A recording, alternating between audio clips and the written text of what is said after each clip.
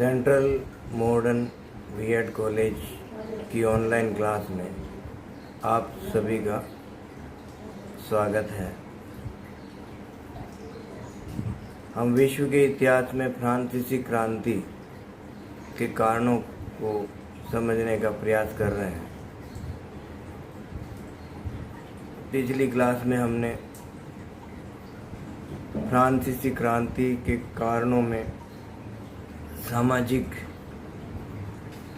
और राजनीतिक कारणों का अध्ययन किया कि सामाजिक रूप से जो वर्ग था, सामाजिक विभेद था, अधिकार विहीन और अधिकार प्राप्त विशेषाधिकार से प्राप्त वर्ग, तो अधिकार विशेषाधिकार प्राप्त और अधिकार विहीन के बीच संघर्ष था।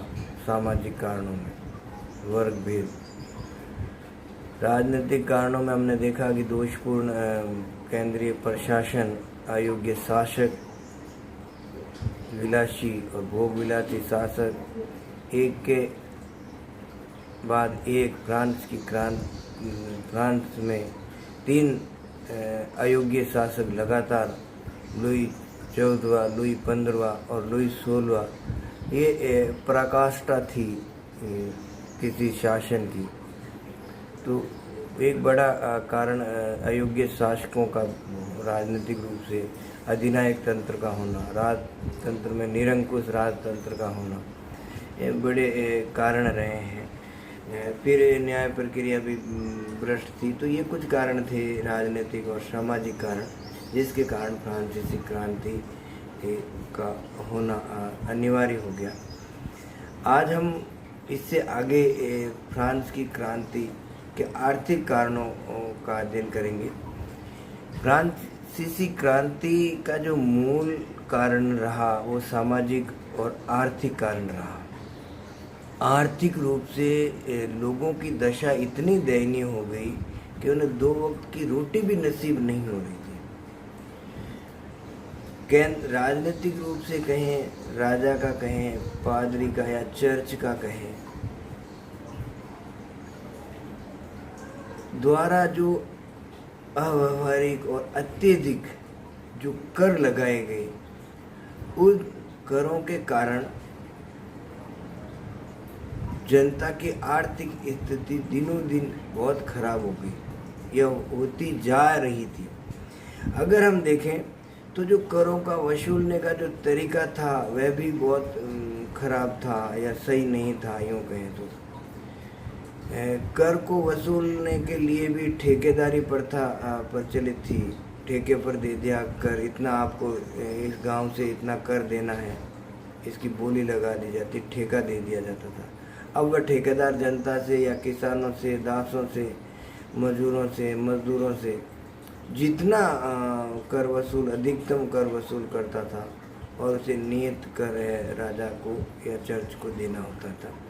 तो ये एक बड़ा कारण रहा कि आर्थिक रूप से जो व्यवस्थाएं थी वो बहुत खराब थी और दोषपूर्ण, अमानवीय, दुखदायी जो कर व्यवस्था थी, इसी ने फ्रांसीसी क्रांति को अनिवार्य बना दिया।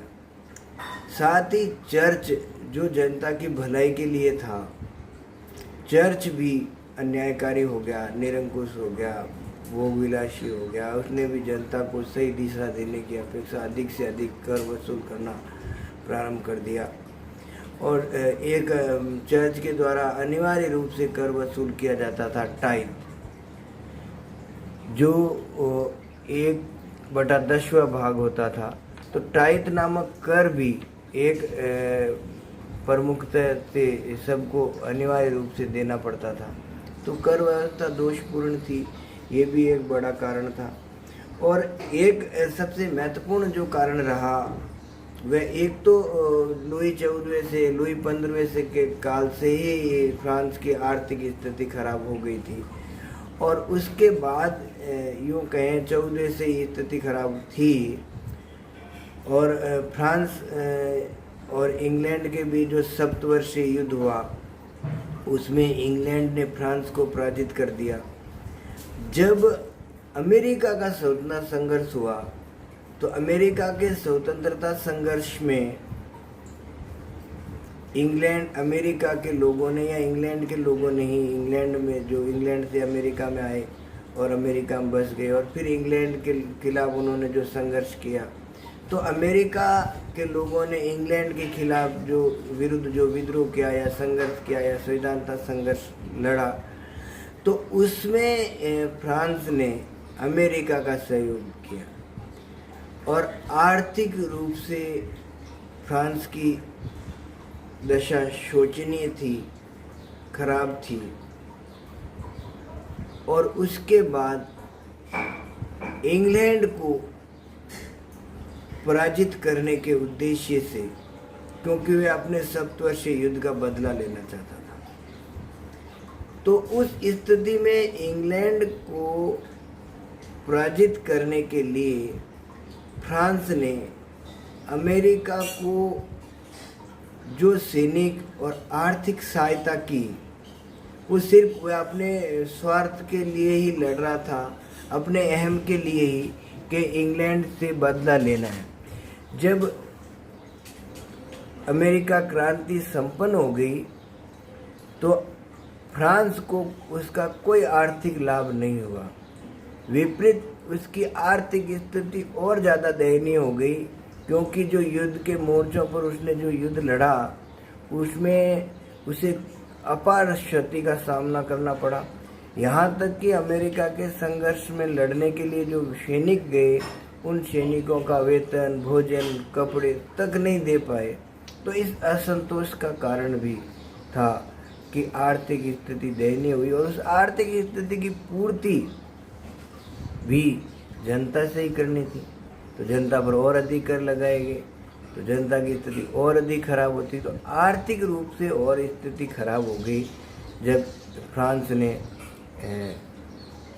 इंग्लैंड के विरुद्ध अमेरिका की सहायता की।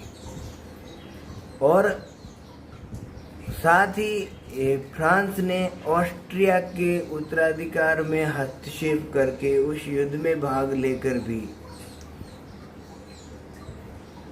अपने आप की आर्थिक स्थिति को नुकसान ही पहुंचाया है। वहाँ भी उसे कोई विशेष तौर से लाभ प्राप्त नहीं हुआ। और अगर हम देखें तो इस आर्थिक स्थिति में जनता तो दिनों दिन पिसती जा रही थी और राजा, या यूँ कहें कि लुई जो फ्रांस के सम्राट थे, तो वो और जनता पर कर लगाए जा रहे थे और खुद भोग विलासी जीवन, शानो शौकत से जीवन जी रहे थे और भवनों का निर्माण करा रहे थे, महल बनवा रहे थे। और उनके वहाँ नौकर हजारों की संख्या में कहें या लाखों की संख्या में कहें, उनके यहाँ नौकर चाकर काम कर रहे थे और अपने शानो शौकत का पूरा खर्चा जनता पर डाल दिया गया। तो जनता बहुत दुखी थी इस विलासिता के, राजा के विलासिता के कारण। साथ ही कुछ अनिवार्य कर भी लागू कर दिए गए, जैसे नमक कर। नमक एक बड़ा शस्त्र रहा है इतिहास में, ठीक है ना। गांधी जी ने भी नमक यात्रा चलाई थी।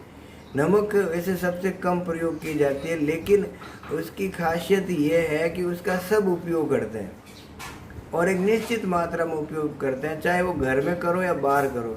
नमक भोजन का एक अनिवार्य हिस्सा होता है, तो उसकी आय जो होती है वो निश्चित होती है। तो ये नमक कर जो था वह फ्रांस में अनिवार्य था सभी का। प्रत्येक जो 7 वर्ष से ऊपर का आयु वर्ग से अधिक होगा उसे वर्ष में 7 पौंड नमक कर देना पड़ेगा। तो एक परिवार में अगर 5-7 सदस्य हैं तो उसे वर्ष में अगर 7 है तो 50 रुपये के लगभग उसे नमक कर देना है। तो एक नमक कर की अनिवार्यता भी लोगों के लिए समस्या थी, क्योंकि प्रति वर्ष, और इससे राजा का आय का एक बड़ा हिस्सा था जो प्रति वर्ष उन्हें निश्चित था कि इतना तो मिलना है। जनसंख्या के अनुपात में उसका हिस्सा हर वर्ष नमक कर के रूप में प्राप्त हो। तो नमक कर से भी लोग, जनता रुष्ट थी और जब नमक का अवैध व्यापार करने कोई अगर करता था तो उसको कठोर दंड दिया जाता था। तो नमक एक कर भी एक बोझ स्वरूप फ्रांस की जनता ने लिया। तो फ्रांस की जनता अंततः रोटी दो के नारों के साथ सड़कों पर आ गई और हम देखते हैं पेरिस के महलों तक पहुंच गई, सिर्फ इसी कारण कि आर्थिक स्थिति उनकी बहुत खराब हो गई, उन्हें 2 वक्त का भोजन भी नहीं मिल रहा था। साथ ही उन्होंने यूँ कहें कि आर्थिक रूप से जो फ्रांस के सम्राटों ने राजनीतिक रूप से जो अविवेकपूर्ण नीति अपनाई आर्थिक रूप से, चाहे वो कर की रही हो या विलासिता की रही हो या अमेरिका के साथ युद्ध में भाग लेने की रही हो, ऑस्ट्रिया के उत्तराधिकार की रही हो, तो वो अविवेकपूर्ण नीति ने स्थिति ये बना दी कि लोगों का भी और फ्रांस की जनता का भी उनको भोजन, जीवन की मूलभूत आवश्यकताएं, रोटी, कपड़ा, मकान मुश्किल हो गया। तो अपनी मूलभूत आवश्यकताएं जब लोगों को नहीं मिली तो उन लोगों ने विद्रोह कर दिया। तो ये उसका आर्थिक कारण, प्रत्येक घटना के पीछे आर्थिक कारण संभवतः हमेशा होता है, क्योंकि कोई भी क्रांति आर्थिक कारणों के बिना नहीं होती, ऐसा कार्ल मार्क्स का मानना है। ठीक है, कार्ल मार्क्स ने कहा कि जिस भी विश्व में जितनी भी क्रांति हुई है उन क्रांतियों का कारण आर्थिक रहा है। तो आर्थिक कारण मुख्यतः फ्रांस की क्रांति का एक अनिवार्य कारण था, जिसने फ्रांस की क्रांति को अनिवार्य बना दिया। आगे अगर किसी भी क्रांति की अगर हम बात करें तो क्रांति में सामान्यतः अगर हम देखें तो अस्त्र शस्त्र क्रांति नहीं लाते, क्रांति लाते हैं विचार। तो बौद्धिक चेतना भी एक क्रांति का कारण रहा है। तत्कालीन परिस्थितियों में फ्रांस में ऐसे बौद्धिक विचारक हुए, उन विचारकों ने फ्रांस की जनता को जागृत किया, उनमें राजनीतिक जागृति लाए, राजा के कर्तव्यों को समझाया और बताया कि राजतंत्रात्मक राजा और प्रजा के बीच पिता पुत्र का संबंध होता है, तो वो व्यवहारिक रूप से कहीं दिखता नहीं है। तो उन बौद्धिक वर्गों का एक बहुत बड़ा योगदान रहा कि उन्होंने राजनीतिक रूप से जनता को जागृत करने का कार्य किया। और तत्कालीन फ्रांस की जो स्थिति थी, उन स्थिति में बहुत सारे बौद्धिक विचारक हुए। वोल्टेयर है, रूसो है, दिद्रो है, तुर्गो है, ठीक है ना, जैसे कई विचारक हुए जिन्होंने जनता को राजनीतिक रूप से जागृत किया और राजा को अपने अधिकारों के साथ उनके कर्तव्यों को भी समझाया। तो इन अगर हम देखें तो इन्होंने बहुत सारे बातें रही जिन्होंने इनको बताया कि अगर हम देखें तो रूसो के विचार तो सामान्यतः पूरे विश्व में प्रचलित हैं, वर्तमान में भी सामान्य इच्छा का सिद्धांत।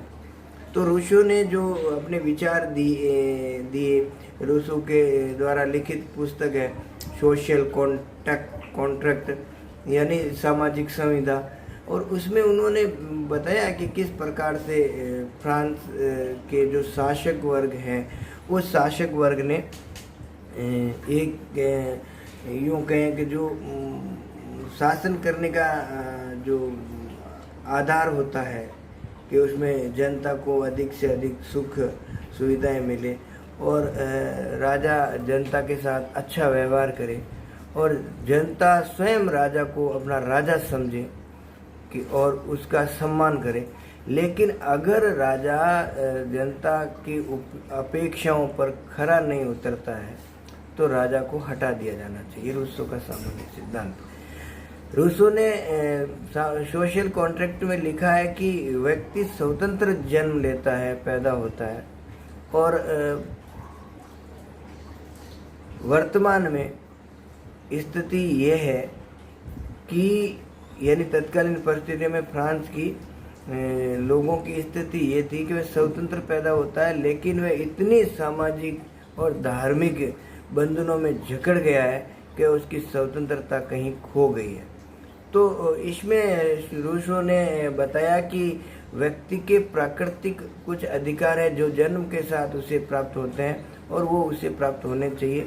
तो इन सामाजिक जो अधिकारों की और धार्मिक अधिकारों की जो रूसो ने बात की, वो निस्संदेह एक बहुत बड़ी बात थी। तो इन बौद्धिक विचारकों ने जो राजा के साथ जो केंद्र में राजा होता था या धर्म को केंद्र में रखा जाता था, उनके स्थान पर इन विचारकों ने केंद्र में मानव के सुखों को रखा या केंद्र में मानव को रखा कि मनुष्य के सर्वांगीण विकास किस प्रकार से हो और उसका विकास में अधिक से अधिक उसको संतुष्टि मिले।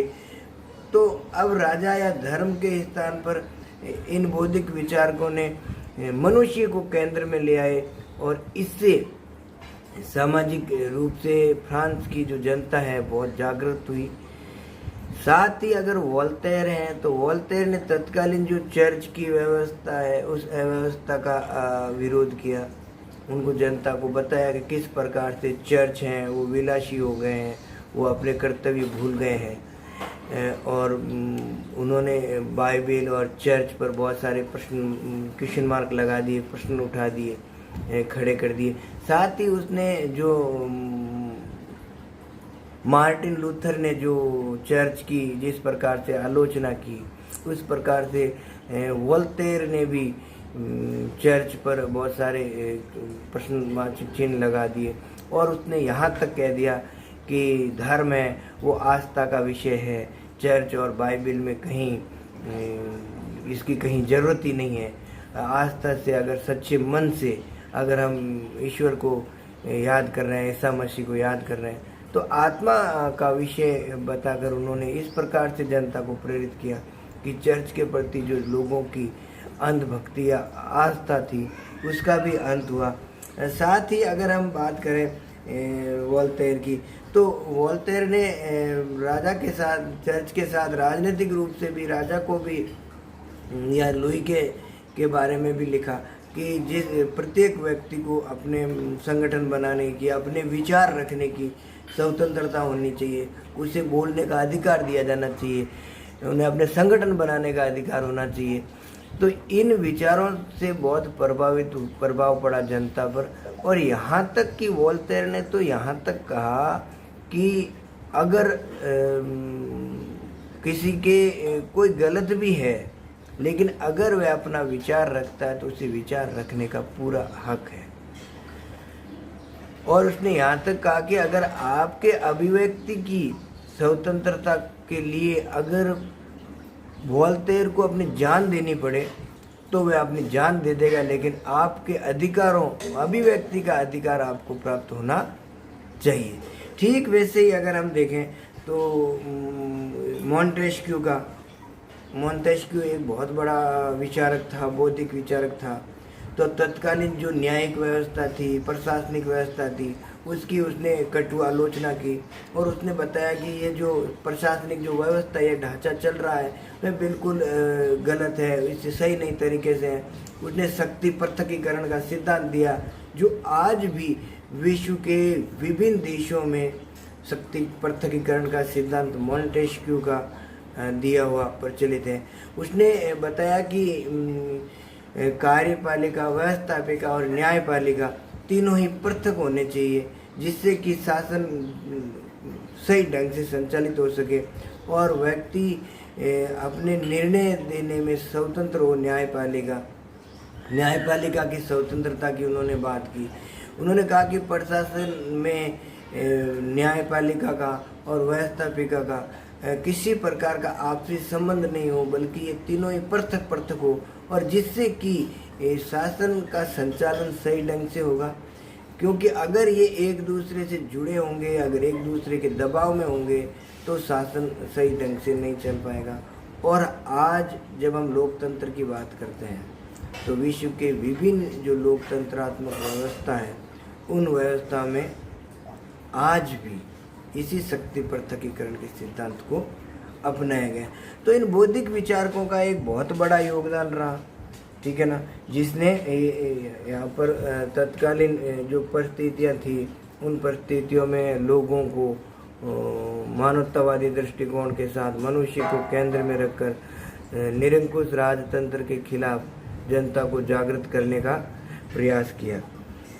अब स्थिति ये हो गई फ्रांस में कि सम्राट को भी लगने लगा, लुई को भी लगने लगा कि स्थिति बहुत खराब हो गई है फ्रांस की। अगर अब हमने सुधार नहीं किए तो अपनी स्थिति को बचा पाना बहुत मुश्किल है। और लुई 15वें ने तो कहा था कि मैं तो क्रांति को नहीं देखूंगा, लेकिन मेरे बाद अगला जो भी शासक होगा उसे क्रांति का सामना, विद्रोह का सामना करना पड़े, क्योंकि वह जानता था कि उसने स्थिति को बहुत गंभीर बना दिया है। और फिर बौद्धिक विचारकों ने सारा काम मानसिक रूप से लोगों को जो मजबूत करने का कार्य है वह इन बौद्धिक विचारकों ने किया। अब राजा को, सम्राट को लगा कि उन्हें कोशिश करनी चाहिए, लेकिन जब उन्होंने कोशिश करने के लिए लुई 16वें ने अपने वित्त मंत्री को बदल दिया। तुर्गो भी एक बहुत महान बैंकिंग क्षेत्र की जानकारी रखने वाला, एक वित्त इकाइयों के अर्थशास्त्र का बड़ा व्यक्तित्व का धनी था। तुर्गो को उन्होंने वित्त मंत्री बनाया। तुर्गो ने कोशिश की लेकिन उसको सफलता नहीं मिली। तुर्गो के बाद लेकिन तुर्गो जरूर सफल हो पाता, लेकिन प्रशासनिक ढांचा इस प्रकार का था कि सामान्यतः कुलीन, पादरी और जो भ्रष्ट तंत्र फैला हुआ था वो कभी तुर्गो जैसे विचार जो वह चाहता था उसे करने नहीं दिया गया। और मेरी सम्राट के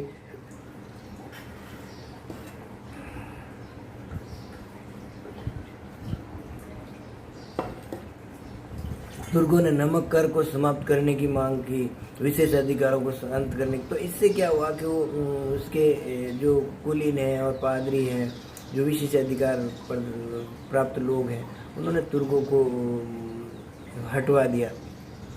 उसके बाद में नवीन वित्त मंत्री बनाया गया नेकर को, और नेकर ने एक बड़ा काम कर दिया कि उसने जो राजा के प्रशासन के जो खर्चे हैं उन खर्चों को प्रकाशन करवा दिया, छपवा दिया कि राजा के प्रजा के कितने खर्चे हैं, वो कितना खर्च करते हैं और कहाँ पर खर्च करते हैं। तो इस कारण हुआ क्या कि जनता को ये समझ में आया कि उसके पैसे का कहाँ उपयोग हो रहा है। और अब स्थिति और गंभीर बन गई जब लोगों को ये पता चला कि यार हम जो कर दे रहे हैं उस कर का किस प्रकार से दुरुपयोग हो रहा है। अगर आज भी हम भारत की बात करें और अगर हमारे राजा महाराजा जो आज बने बैठे हैं लोकतंत्र में नेता, इन नेताओं के अगर खर्चों का प्रकाशित करवा दिया जाए कि देश में इतने राष्ट्रपति से लेकर विधायक तक के खर्चों को अगर प्रकाशित कर दें कि जनता का इतना कर आया और इस कर में से इतना खर्चा इन नेताओं पर खर्च हुआ है, तो शायद जनता कर देना बंद कर देगी। क्योंकि ये नेता लोग भी आज हम सोच सकते हैं हमारे देश में ही रहकर नेताओं को इतनी सुरक्षा की कहाँ जरूरत है। इतने हम देखें तो उनकी बहुत सारी ऐसी बातें हैं जिनके अगर हम विचार करें तो बहुत समय कम पड़ेगा। ऑफलाइन क्लास में कभी हम बात करेंगे, इस पर चर्चा करेंगे इस पर। तो कहने का मतलब ये है कि जब उन्होंने खर्चों को पब्लिश करा दिया तो अब स्थिति बहुत गंभीर हो गई। अब जनता को रोक पाना बहुत मुश्किल है। तो ऐसी स्थिति में अंततः फ्रांस की जो एस्टेट जनरल थी उसको बुलाने का आह्वान किया गया, और क्योंकि वो बहुत लंबे समय से बुलाई नहीं गई थी, उन्हें मत देने का अधिकार भी अलग तरीके से था कि एक कुलीन, पादरी और जनसाधारण को तो उस स्थिति में कुलीन और पादरी दोनों मिल जाने पर हमेशा वे बहुमत रहते थे, कोई भी निर्णय होता था उनके अनुसार ही निर्णय होता था। तो अब स्थिति में बदल गया, स्थिति बदलाव आया और जनसाधारण की संख्या दुगुनी कर दी, अब वो बहुमत में आए। और क्रांति की स्थिति में जब बहुत सारे लोगों ने देखा कि यार बातें तो सही है, जो भी बौद्धिक विचार कह रहे हैं, जो ये मांग कर रहे हैं, तो उस स्थिति में बहुत सारे कुलीन हैं, पादरी हैं, उन्होंने उनकी बातों का समर्थन किया और संविधान बनाने की बातें आई। तो संविधान बनाने की बातें आई तो जब इस प्रकार से पादरी और कुलीन लोगों ने स्वेच्छा से, बहुत सारे लोगों ने अपने विशेष अधिकारों को छोड़ने की बात कही, तो राजा को लगा यार ये तो बहुत गड़बड़ हो गई यार, ऐसी स्थिति में तो हमारे विशेष अधिकार खत्म हो जाएंगे। तो उन्होंने जहाँ पर वो संसद भवन था उस समय का अगर कहें, ठीक है ना, तो उस राजा के सभा भवन पर राजा ने ताला लगवा दिया। तो जो संविधान बनाने वाले लोग थे उन्होंने अगले दिन गए तो क्या सभा भवन पर तो लॉक लगा है। तो उन्होंने कहा यार अब क्या करें, लेकिन उन्होंने कहा कि हमें कैसी भी परिस्थितियाँ हो, हमें अपने फ्रांस का संविधान लिखना है, चाहे हमें खुले आसमान में धूप के नीचे भी अगर लिखना पड़े तो भी हम लिखेंगे। तो सामने एक टेनिस कोर्ट का मैदान था और उस टेनिस कोर्ट के मैदान में उन्होंने 20 जून 1789 को 89 को टेनिस कोर्ट की शपथ ली कि हम संविधान, इस टेनिस कोर्ट में ही हमें कोई सुख सुविधाएं नहीं मिलती अगर राज दरबार की तरफ से, तो भी हम हम फ्रांस का संविधान लिखेंगे। तो इससे बाद में इसको राष्ट्रीय महासभा बुलानी पड़ी, नेशनल असेंबली उन्होंने नाम जो पहले ही बदल कर अलग कर दिया। अब स्थिति बदलती चली गई और 14 जुलाई 1789 को एक उग्र भीड़ जो फ्रांस के बास्तिल के दुर्ग की ओर बढ़ती जा रही थी, बास्तिल का दुर्ग एक को पतन कर दिया गया, उसे जनता ने उसे तोड़ दिया गया, क्योंकि बास्तिल का जो दुर्ग था वह फ्रांस के एक ऐतिहासिक दुर्ग था, जहाँ पर फ्रांस के राजा महाराजा या प्रशासनिक जो अधिकारी है उनके खिलाफ जो भी विरोध करता, उन विरोध करने वालों को कठोर यातनाएं दी जाती थी।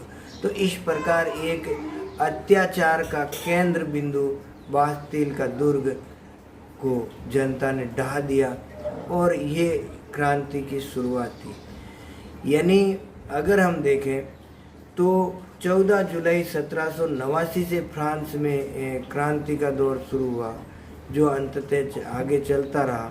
फिर आगे जुलाई में अगस्त में चलकर विशेष अधिकारों को समाप्त कर दिया और नवीन सभी लोगों के लिए समानता की बात कही।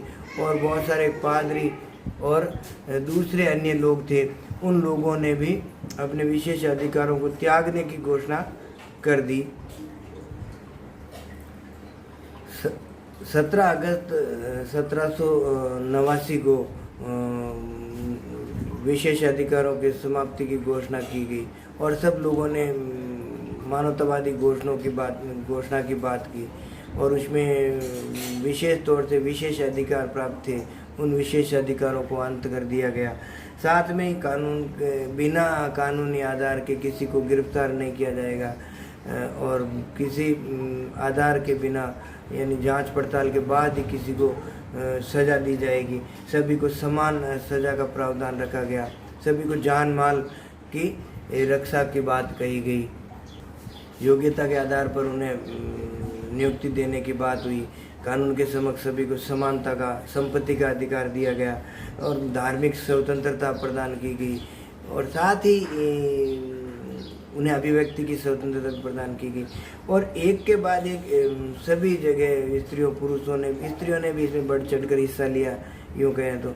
उन्होंने भी एक के बाद एक पेरिस के राजा को महल के अंदर ही घेर लिया और अंततः राजा को 1791 में 91 में पलायन करना पड़ा। अंततः उन्हें बंदी बना लिया गया और 1793 में जाकर उनको 21 जनवरी 1793 को फ्रांस के राजा को यूँ कहें तो मृत्युदंड दे दिया गया। तो उस स्थिति में हम देखें तो फिर स्थिति बदलती चली गई और ऑस्ट्रिया और यूरोप के विभिन्न देश, जब फ्रांस के राजा को मृत्युदंड दे दिया गया तो उनके विरोधी हो गए। और उन्हें विरोध होने के कारण उनको, क्योंकि अब राजतंत्रात्मक पूरे यूरोप में गए या विश्व में राजतंत्रात्मक व्यवस्थाएं थी और एक लोकतंत्रात्मक व्यवस्था की ओर जब फ्रांस बढ़ रहा था तो उसे रोकने की कोशिश की गई। फिर बहुत सारे अशांति का माहौल रहा। फिर नवीन राजनीतिक दल स्थापित हो गए, जिरोंदिस्ट और जैकोबिन दलों का एक प्रभाव स्थापित हो गया, नहीं संघर्ष हो गया इनके। जैकोबिन में विशेष तौर से रॉबस्पियर ने लोकतंत्र को स्थापित करने के लिए आतंक का सहारा लिया, और अब आतंक के द्वारा लोकतंत्र की बातें, अब वो आतंकित रूप से लोकतंत्र स्थापित करने की, जो कि निस्संदेह गलत था। हत्याकांड हुए, कई लोगों को मारा गया, लेकिन ज़बरदस्ती लोकतंत्र स्थापित करने की बात हुई। और अंततः शासन, इसके रॉबस्पियर की मृत्यु के साथ ही फ्रांस में आतंक का शासन खत्म हुआ और फिर डायरेक्टरी शासन स्थापित हुआ, और डायरेक्टरी शासन भी आखिरकार असफल रहा। और फिर नेपोलियन का उदय होता है और नेपोलियन ने डायरेक्टरी के ऊपर अपना अधिकार कर लिया और नेपोलियन ब्रिटेन का सम्राट बन गया। और जनता ने पहली बार अपना नेता चुना, क्योंकि जनता को लगा कि नेपोलियन ही उनके भाग्य का उद्धारक हो सकता है और फ्रांस की जो आर्थिक और राजनीतिक अस्थिरता है उसको पूरी कर सकता है। और नेपोलियन सम्राट बनने के बाद निस्संदेह नेपोलियन ने विभिन्न क्षेत्रों में, प्रशासनिक के क्षेत्रों में, आर्थिक और राजनीतिक क्षेत्रों में बहुत अच्छे सुधार किए। लेकिन अंततः नेपोलियन ने भी निरंकुश हो गया, उसने भी लोकतंत्र को अंत करके बहुत बड़ी भूल की या गलत कदम उठाया, और अंततः नेपोलियन का भी पतन हुआ और पुनः फ्रांस में